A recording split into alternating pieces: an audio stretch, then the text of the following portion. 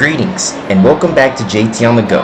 This is part 3 of my 4-part series about the National World War II Museum in New Orleans, Louisiana. If you haven't watched parts 1 and 2, I recommend checking both of them out starting with part 1. Then you can come back and watch part 3. In part 3, we will be talking about the Pacific Front, or the museum likes to call it the Road to Tokyo. This is still World War II, but we are taking our war in Europe lenses off and putting on our war in the Pacific lenses. Before we get started, let's talk about the leaders of the countries involved, starting with the Allies. First is Chiang Kai-shek, the leader of China. China fought Japan due to their expansion in East Asia. In fact, China and Japan were fighting the Second Sino-Japanese War during World War II. This also shaped the course of the Chinese Revolution. The leader of Great Britain, of course, is British Prime Minister Winston Churchill. The reason why Britain was participating here is because when Japan was expanding its empire, they threatened British colonies in India and Australia. The leader of the United States is President Franklin D. Roosevelt, and at the very end of the war is President Harry S. Truman. Those are the Allies.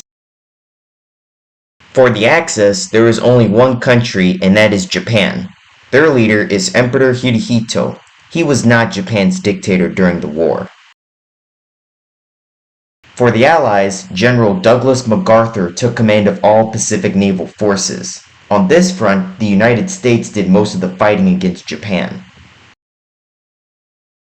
Here are the Axis commanders. Hideki Tojo became Prime Minister of Japan after replacing Prime Minister Fumihiro Konoe in October of 1941.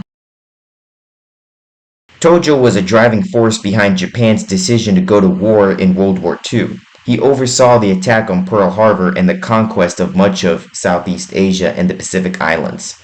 Tojo was tried and executed for war crimes after the war. The attack on Pearl Harbor weakened the U.S. naval forces in the Pacific. Even though Pearl Harbor was seen as a victory to the Japanese government, their pilots did not destroy the U.S. aircraft carriers because they were not in Pearl Harbor during the attack. Even though they destroyed several battleships, they were not thinking about attacking the naval repair yards or the fuel storage tanks at the base. Even the base where the U.S. submarines were kept, they didn't go after. This meant the recovery of the base would be quicker than Japan thought it would be.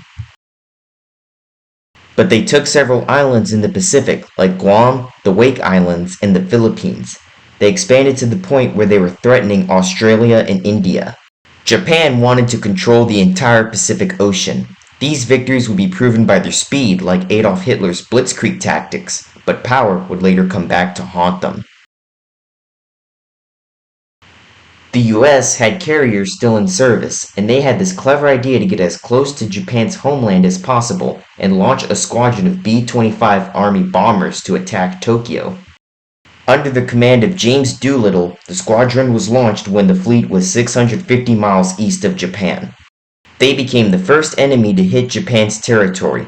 Once they were done dropping their bombs on Tokyo, they only had enough fuel to get back to their pre-planned crash landing site somewhere in Japanese-occupied territory. Chinese locals in the towns they came across helped them escape, but the Japanese army murdered around 250,000 Chinese civilians for helping Doolittle and his men escape. When Doolittle returned to the US, FDR gave him a Medal of Honor. He and his 80 raiders had reunions every year until the last one passed away in 2019. This raid on Tokyo was known as the Doolittle Raid. Next is the Battle of the Coral Sea.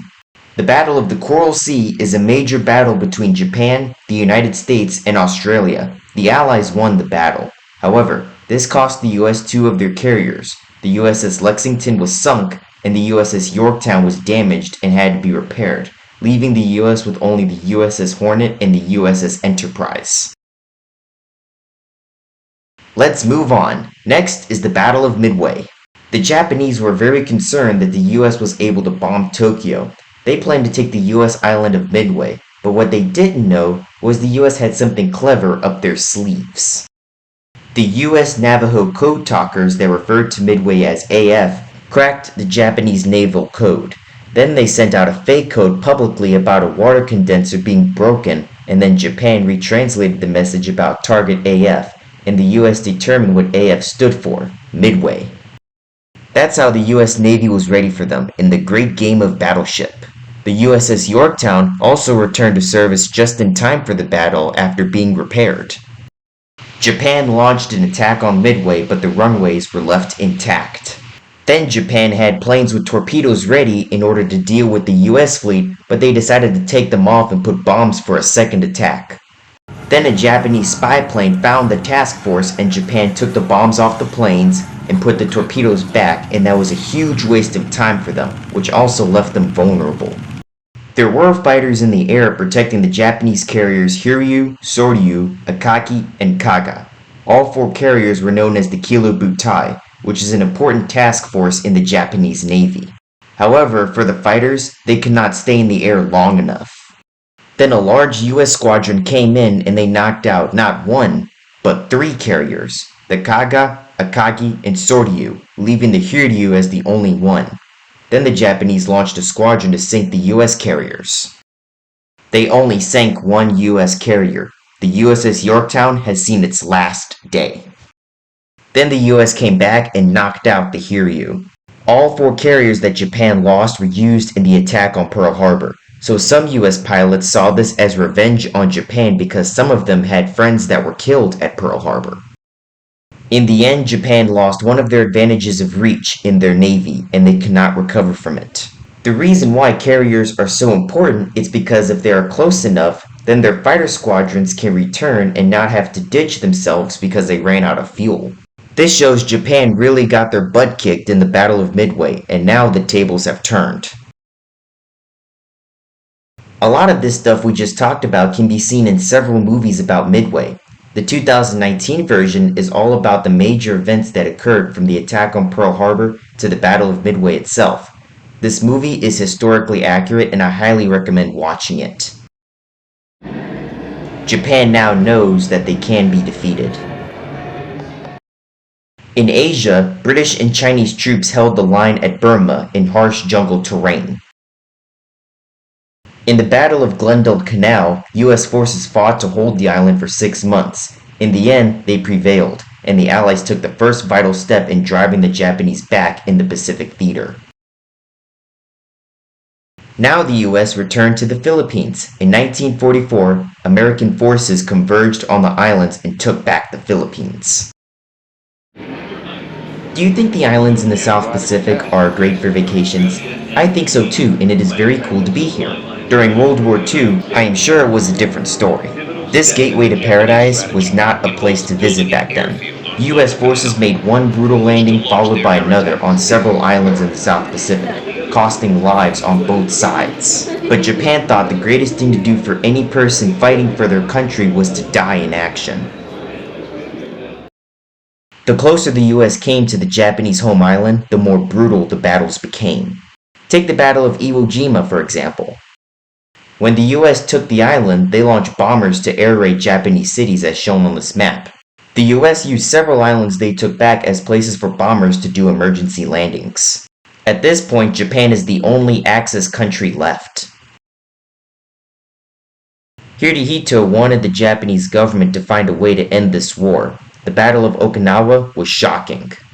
In this desperate attack, the Japanese fought hard as pilots crashed their planes on purpose into American ships.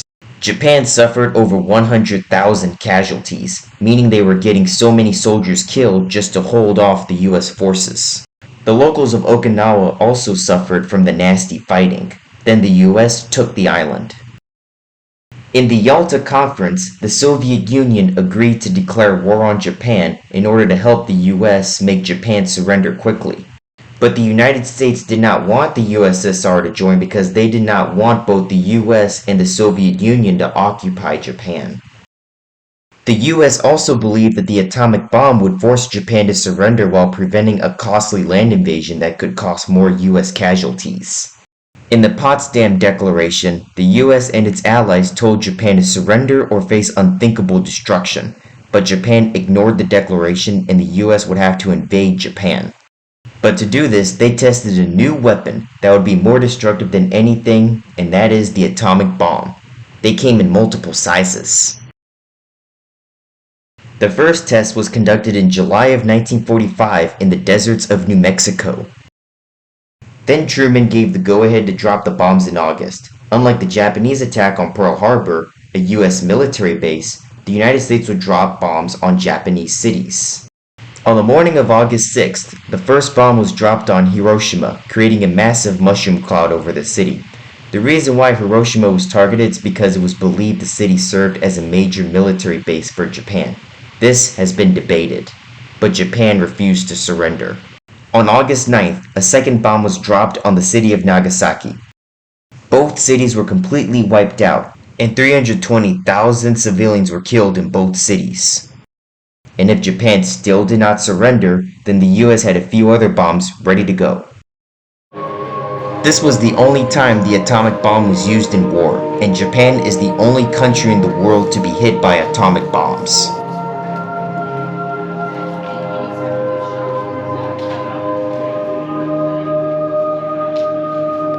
Japan surrendered on the deck of the USS Missouri, and that spot is clearly marked on the ship as it sits at the National Pearl Harbor Memorial in Honolulu, Hawaii. World War II was proven to be more catastrophic and more destructive than the first. Between 50 and 85 million people died. France lost 212,000 soldiers and 400,000 civilians. Britain lost 383,600 soldiers and 70,000 civilians. Germany lost 5.3 million soldiers and 350,000 to over 2 million civilians. The Soviet Union lost around 8.7 million soldiers and 19 million civilians. Japan lost 2.1 million soldiers and between 550,000 and 800,000 civilians. Italy lost 300,000 soldiers and over 150,000 civilians. And the United States lost approximately 405,316 soldiers and 6,000 civilians, which is very small because the war did not reach the US homeland. With World War II over, it's now time to return home. We will go over the aftermath of this terrible war in the next and last part. Stay tuned.